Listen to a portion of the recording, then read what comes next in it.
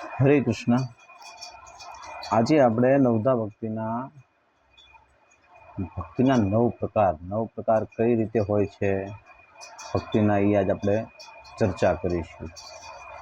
તો શ્રવણમ, કીર્તનમ, વિષ્ણુ સ્મરણમ, પાદ સેવનમ, અર્ચનમ, વંદનમ, દાસ્ય, સાખ્ય, આત્મનિવેદનમ. આ નવધા ભક્તિના 9 પ્રકાર છે, જેમાં શ્રવણ જેના પરીક્ષિત રાજા છે એની જેટલું શ્રવણ લગભગ કોઈએ નહીં કર્યું હોય. કેમ? 7 દિવસ અને 7 રાત 7 દિવસ અને 7 રાત સુધી ફક્ત શ્રવણ જ કર્યું, અને એ શ્રવણની ભક્તિથી તેમને મોક્ષની પ્રાપ્તિ થઈ છે. માટે આજે ભાગવતમની ચર્ચા પણ આપણે એવી કરવાની છે કે ભાગવતમનું મહત્તમ શું છે. કેમ કે ઘણા બધા માણસો કહે છે કે ભાગવતમના એ બધી કથા કરવાથી તો કે બ્રાહ્મણોને ફાયદો થાય, પણ ભાગવતમ એવી વસ્તુ છે કે એમાં બ્રાહ્મણોને ફાયદાનું આવતું જ નથી. એમાં ફક્ત ભક્તિ કેવી રીતે કરવી, ભક્તિના સિદ્ધાંત શું છે, મોક્ષની પ્રાપ્તિ કેવી રીતે કરવી અને ભગવાનની પ્રાપ્તિ કેવી રીતે કરવી, આ જ એક વર્ણન છે. ભાગવતમની અંદર ક્યાંય એવું નથી લખ્યું કે તમે આટલું દાન કરો તો તમને ભગવાનની પ્રાપ્તિ થાય છે, તમે આ કથા કરો તો ભગવાનની તમને પ્રાપ્તિ. ફક્ત શ્રવણ કરવાથી પણ ભગવાન તમને એમના ચરણોમાં સ્થાન દે છે. આ ભાગવતમનું સિદ્ધાંત છે. પછી આવે છે કીર્તન. તો કીર્તનની અંદર સુખદેવજી સતત 7 દિવસ અને 7 રાત ભાગવતમનું કીર્તન જ કર્યું છે. કારણ કે જો 7 દિવસ ને 7 રાત પરીક્ષિત રાજાને ન સમજાવે તો પરીક્ષિત રાજાને 7મા દિવસે તક્ષક નાગ આવી અને એમને દસી અને એમનું મૃત્યુ પામવાનું હતું. પણ જ્યારે સતત 7 દિવસ અને 7 રાત પરીક્ષિત રાજાને સંભળાવવામાં આવ્યું સુખદેવજીના દ્વારા, ત્યારે લાસ્ટમાં છેલ્લે અંતમાં એવું કહેવામાં આવ્યું કે પરીક્ષિત રાજાને પૂછ્યું કે તમને મૃત્યુનો ભય છે ખરો? ત્યારે પરીક્ષિત રાજાએ એવું કીધું કે મૃત્યુ શું છે, મારું તો મૃત્યુ થવાનું જ નથી, હું તો અમર છું. ત્યારે સુખદેવજીએ કીધું કે હવે તમે પરમધામમાં જવાની તૈયારી કરો. અને જ્યારે કહેવાય છે કે પરીક્ષિત રાજા 7મો દિવસ હતો અને બધા રાહ જોઈને બેઠા હતા કે હમણાં પરીક્ષિત રાજાને તક્ષક નાગ કરડી જશે. પણ પરીક્ષિત રાજા એવા રાજા હતા, ધાર્મિક હતા, દયાળુ હતા. તો બધા બ્રાહ્મણો છે, કોઈ સંતો ઋષિઓ, એમના લાંબા આયુષ્ય માટે બધા બિરાજમાન હતા. કોઈ યજ્ઞ કરતા હતા, કોઈ પૂજા કરતા હતા, કોઈ પાઠ કરતા હતા. પણ પરીક્ષિત રાજાને એક ભય નહોતો. પરીક્ષિત રાજા તો એક ચિંતામાં એવી રીતે હતા કે કદાચ આજ તક્ષકનાગ ન આવે, તક્ષકનાગ નહીં આવે તો એક બ્રાહ્મણના પુત્રનું જે શ્રાપ આપ્યો છે મિથ્યા થશે. માટે એમને એ ચિંતામાં હતા કે બ્રાહ્મણને શ્રાપ આપ્યો છે તો બ્રાહ્મણનો શ્રાપ ખોટો ન થવો જોઈએ. એ ભગવાન પાસે પ્રાર્થના કરતા હતા કે તમે તક્ષકનાગને મોકલો અને મને મારે, હું મરી જાઉં.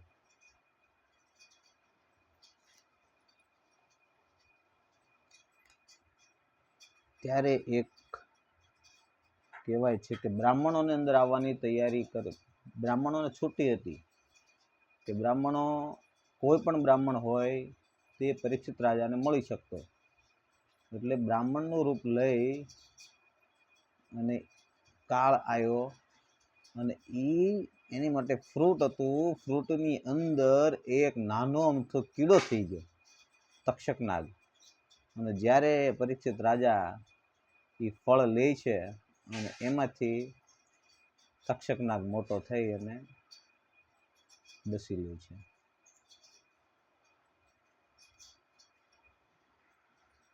પછી છે સ્મરણ. તો સ્મરણ કોણે કર્યું? સ્મરણ કર્યું પ્રહલાદ મહારાજે. કેમ?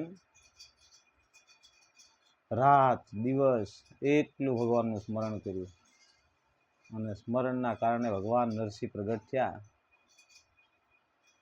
એની જગ્યાએ કદાચ કોઈ પણ હોય એટલું બધું સ્મરણ ના કરે, પણ પ્રહલાદ મહારાજનું સ્મરણ અતિશય પ્રશંસનીય છે. કારણ કે પ્રહલાદ મહારાજ ગમે તેવી પરિસ્થિતિ હતી, ભગવાનનું સ્મરણ છોડ્યું નહોતું. તો ભગવાનનું સ્મરણ ન છોડવાનું કારણ શું હતું? ભગવાનની ભક્તિ. ભાગવતમાં આનું પ્રમાણ છે કે ભગવાનની ભક્તિ કરવાથી ભગવાનની પ્રાપ્તિ થાય છે, સુખ દુઃખનો સામનો કરવાની શક્તિ મળે છે. પછી પાદ સેવનમ, વિષ્ણુ પાદ સેવનમ. તો વિષ્ણુ પાદ સેવન કોણે કર્યું? શ્રી લક્ષ્મી માતાએ. અને જો જ્યારે હોય ત્યારે ભગવાનના પગના ચરણ જ સેવા કરવાના, ભગવાનના ચરણની સેવા જ કરવાની. લક્ષ્મીજીનું બીજું કાર્ય છે જ નહીં. લક્ષ્મીજીનું કાર્ય જ એક જ છે કે ભગવાનના પગની સેવા કરવી. અને એના કારણે તો એમણે ધન વૈભવના દેવી છે. એ ઈશ્વરનો એક આશીર્વાદ છે લક્ષ્મીજી ઉપર. કારણ કે એમને સતત ભગવાનના પગની સેવા જ કરે છે.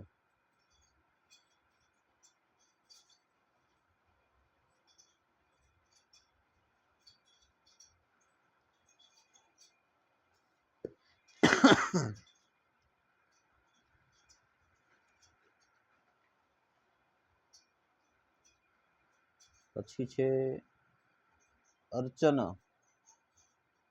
તો અર્ચન પૃથુરાજાએ કર્યું.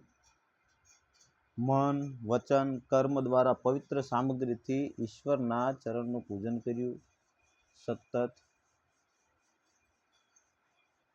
પછી આવે છે વંદન. વંદન કર્યા અક્રૂરજીએ. ભગવાનની મૂર્તિ અથવા ભગવાનના અંશ રૂપમાં વ્યાપ્ત ભક્તજન, આચાર્ય, બ્રાહ્મણ, ગુરુજન, માતા પિતા આદિ પરમ આદર સત્કારની સાથે પવિત્ર ભાવથી નમસ્કાર કરવું અથવા તેમની સેવા કરવી આ પણ એક ભક્તિ જ છે.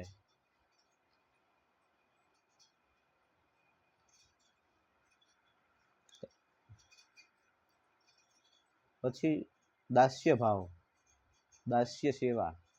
દાસ્ય સેવા છે હનુમાનજી મહારાજની. કે હનુમાનજીનું આસન પણ એવું હતું કે ફટકે ઊભા થઈ જાય, એકદમ સીધે સીધા ઊભા થઈ જાય, વાર ન લાગે. ભગવાન રામ કંઈ પણ સેવા કરે કે હનુમાનજી આ કરવાનું છે, તો હનુમાનજી તરત ઊભા થઈ અને સેવા કરતા. એટલે દાસ્ય ભાવ એ પણ એક ભક્તિ છે. સાખ્ય. સાખ્ય એક ભક્તિ છે જેમાં તમે ભગવાનને સખા માનો છો. અને ભગવાનને સખા માનવાથી આપણને એક ભાવ એવો ઉત્પન્ન થઈ જાય છે કે ખરેખર ભગવાન મારા મિત્ર જ છે. અને સાચું કહું તો દુનિયામાં બીજું કંઈ છે જ નહીં. મિત્રતા કરવી હોય તો પણ ભગવાન સાથે કરો, સંબંધ રાખવો હોય તો પણ ભગવાન સાથે કરો. આની સિવાય કોઈ પણ વસ્તુ કરવા લાયક નથી. કારણ કે ભગવાન એ જ બધી વસ્તુના કહેવાય છે ને કે મુખ્યત્વ છે. દરેક વસ્તુમાં ભગવાનને જ સેન્ટરમાં રાખવા જોઈએ. હરે કૃષ્ણ. અને એ અર્જુન, હવે અર્જુનની વાત તો આપણે શું કરવી, એટલા પરમ સખા હતા કે એક વખત દ્રૌપદીએ ભગવાન કૃષ્ણને કીધું કે તમે એક અર્જુનને જ કેમ વાલો કરો છો, તમને બધાય પ્રેમ તો પાંચે પાંચ કરે છે, છતાં તમે અર્જુનને જ કેમ? એટલે ભગવાને એવું કીધું કે ચાલ હું તને દેખાડું. એટલે અર્જુન સૂતા હતા, અર્જુન સૂતા હતા અને એની પાસે ગયા એટલે એના રોમે રોમમાંથી કૃષ્ણ કૃષ્ણ અવાજ આવતો હતો.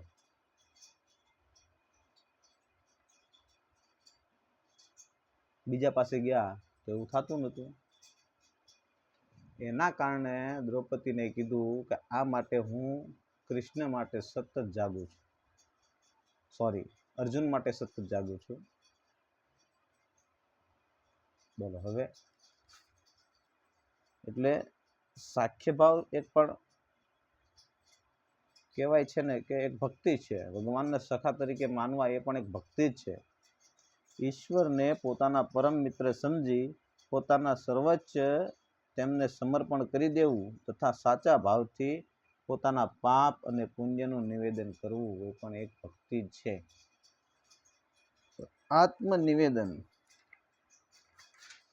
આત્મનિવેદન બલિરાજાએ કર્યું. જ્યારે બલિરાજા તો એક અસુર હતા, હા પણ પ્રહલાદના પુત્રના પુત્ર હતા. એમાં પણ બહુ મોટી વાત છે. તમે જો કશ્યપ ઋષિ ભગવાનના ભગત, એના પુત્ર હિરણાક્ષ અને હિરણાકશ્યપુ ભગવાનના વેરી, તો પાછો એનો પુત્ર ભગત અને પાછો એનો પુત્ર પાછો અસુર અને એનો પુત્ર બલિરાજા એ પાછો ભગત. એક વખત સમસ્ત બ્રહ્માંડ અને ત્રણેય લોકને પ્રાપ્તિ કરવા માટે થઈ અને હવન યજ્ઞ કરતા હતા. એવામાં ભગવાન વિષ્ણુ વામન દેવનું રૂપ લઈ અને બલિરાજા પાસે માંગણી કરવા માટે આવ્યા. બરોબર છે ને? તો માંગણી કરવા માટે આવ્યા ત્યારે શુક્રાચાર્યએ તો કીધું હતું કે તું આ રવા દે, આ ભગવાન છે, આ બધું તારું લઈ લેશે. ત્યારે બલિરાજાને એવું થયું કે ભગવાન સ્વયં વિષ્ણુ મારી પાસે માંગવા આવે, આનાથી વિશેષ મોટું મારા માટે શું કહેવાય? તો ભગવાન માટે એને નક્કી કરી દીધું, ચાલો કે આપણે બરોબર છે, ભગવાનને જે ભગવાન હોય તો શું છે, આપણે માંગી લે જે માંગવું હોય એ. એટલે વામન ભગવાને આવ્યા અને કીધું કે ભાઈ મારે 3 પગ જમીન જોઈએ છે. એટલે બલિરાજા હસી પાત્ર કર્યું કે 3 પગ જમીન, અને એ પણ તમે તો નાના છો, વામન છો, તમારા 3 પગથી તો શું થવાનું? બ્રાહ્મણ દેવ, કદાચ તમને શરમ નહીં લાગતી હોય પણ મને આ 3 પગ જમીન દેતા શરમ લાગે છે. ત્યારે વામન ભગવાને કીધું કે ભલે, મારે જેટલી આવશ્યકતા છે એટલી જ હું માંગણી કરીશ. સંકલ્પ કર્યો. ભગવાને પોતાનું શરીર વિસ્તાર કર્યું. વિસ્તાર કર્યું એટલે એટલા બધા મોટા થયા કે એક પગમાં તો આખી પૃથ્વી લઈ લીધી, બીજા પગમાં બ્રહ્મલોક, સ્વર્ગલોક બધું લઈ લીધું. પછી ભગવાને 2 પગ લઈને પછી કીધું કે હવે બલિરાજા તમે ખોટા થયા. શું કામ? તમે તો 3 પગની વરદાન આપ્યું હતું, પણ આ 2 પગમાં તો બધું પૂરું થઈ ગયું. ત્યારે બલિરાજા પણ કઈ થોડા ભક્તના વંશમાંથી આવવાવાળા છે. એણે પણ એક નક્કી કરી દીધું કે ભગવાન, હું ક્યારેય ખોટો પડતો નથી. તમારું બધું લેવાઈ ગયું પણ હજી મારી ઉપર તમારો અધિકાર નથી થયો. તમારો ત્રીજો પગ મારા મસ્તક ઉપર મૂકો એટલે મારું વચન પણ પૂરું થઈ જાય. એટલે તરત જ તે ભગવાન વામન દેવે પગ ઉપર મેક્યો અને ત્યારે તેમનું 3 ડગલાનું વચન પૂર્ણ થયું. અને પછી ભગવાન ખુશ થઈને કીધું કે જા, હું તને પાતાળ લોક આપું છું, તું આજથી પાતાળમાં રહેજે અને બોલ બીજું તારે શું જોઈએ છે. ત્યારે બલિરાજાએ કીધું કે હે ભગવાન, હું સદા માટે તમને જોઉં સાક્ષાત, એવા મને આશીર્વાદ આપો. ત્યારે ભગવાન વિષ્ણુ એમના ચોકીદાર તરીકે, વોચમેન તરીકે ભગવાન સ્વયં પાતાળ લોકમાં રહેતા હતા. અને ત્યારે ઘણા ટાઈમ થઈ ગયો એટલે લક્ષ્મીજીને એમ થયું કે ભગવાન ગયા છે ક્યાં. ત્યારે નારદજીએ કીધું કે ભગવાન તો પાતાળ લોકમાં પહેરેદારી કરે છે બલિરાજાની. બલિરાજાની પહેરેદારી કરે છે. પછી લક્ષ્મીજી ત્યાં ગયા અને રક્ષાબંધન હતી, બલિરાજાને રાખડી બાંધી અને પછી કીધું કે બેને તને રાખડી બાંધી છે તો હવે તારે કંઈ બેનને સોગાદ દેવી જોઈએ, ભેટ દેવી, શું જોઈએ છે, બલિરાજા કહે છે. ત્યારે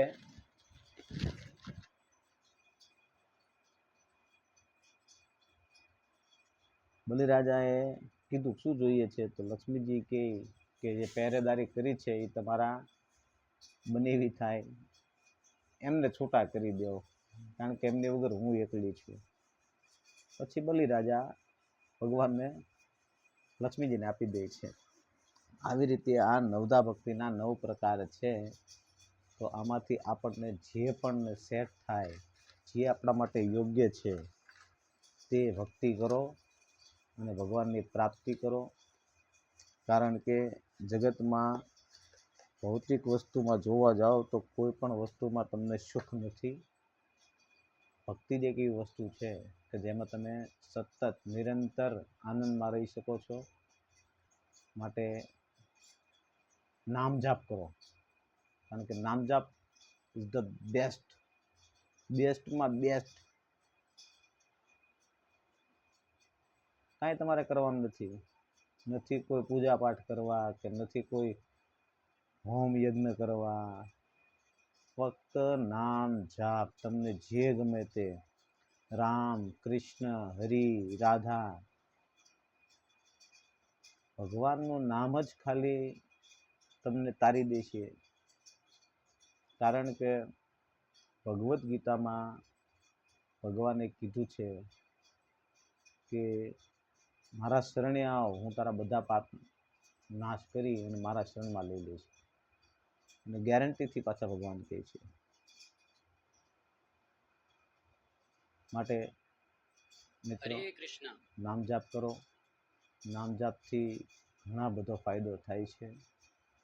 અને ભગવાનની ભક્તિ, રૂપ, ગુણ, લીલા, જ્ઞાન, આ બધું એક ખાલી નામ જાપથી જ તે પ્રાપ્ત થઈ જાય છે. ભાગવતમાં વર્ણન છે, આનું પ્રમાણ છે અજામિલનું.